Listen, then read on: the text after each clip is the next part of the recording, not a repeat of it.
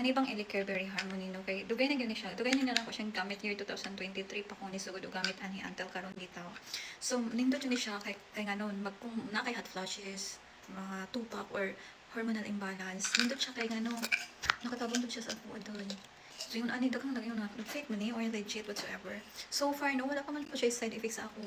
Maglusad ka ani day as in tapos maganda tong gamitin. O di ba? Daghan na sad namalit na ako ani ak mga amiga mantingala sila nga nung ingon lagi gyapon ka wala lagi kanida ko. Yan ako na koy secret tay o di ba? Na koy secret kani nga Berry Harmony. So ingon ani di ay ang ano no legit yellowish siya nga smooth ang iyang texture din. Naapod siya ang iyang smells like berries nga herbs bitaw.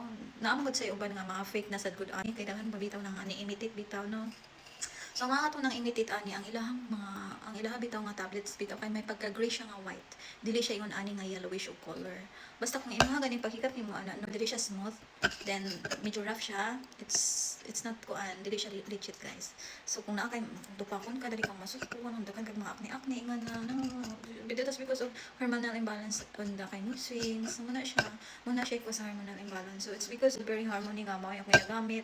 Doy, I'm really proud of myself kaya ano, dili na ko to pa kung doy, nanay peace ang among family.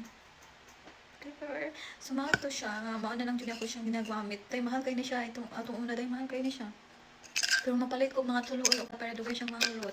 Ako na siya stocks. Kaya nga nang katapag man dyan sa ako. I'm very thankful nga. Until now, naaragi hapon. Ug ang shop nga akong palalitan is always naaragi hapon sa stocks. So sa akin mawadan sila stocks din, ma-message ko sila ha. And so na po sila pag-orong na products sa kanitong NMN. Wala pa ako ka-try ako pero gusto ko try. Pero so far good siya sa ako. It's because nakita yun ako ang kausaban bitaw. Nakita na ko nga marang ni okay na akong buot. Dili na ako kahit pa kung wala na ako hot flashes. Diba? Pag nag-hot flashes bitaw ka kay patakag kamata sa gabi kay nalupos na kagsimot. And usahay sad makalitra ka og katupakon. Kasi nung wala bitaw dahil na tupakon ka, diba?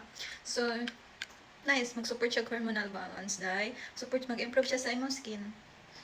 Yung looking skin, bisan og naa na kasi imong 40s or 50s, yung looking skin gyapon. Supports improve physique.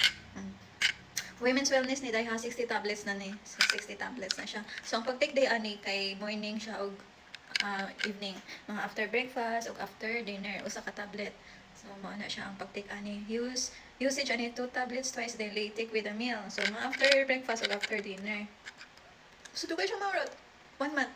So, karon ni barato na siya. Dili na siya same atong year 2023-24 na mahal yun siya. Lubos kung ka-afford. Mayo na lang gani kay nagsugod ko og kuan ani. Naasad ko ito work. Oh. So, na-afford na ginawa. So far, yun tayo. Nakatabang yun siya sa ako ang pagka-hot flashes. I'm not old yet, pero I'm very thankful na niabot niya siya. Kaya ano, bisan og dili siya bitaw ako registered sa FDA. Ginitry ko.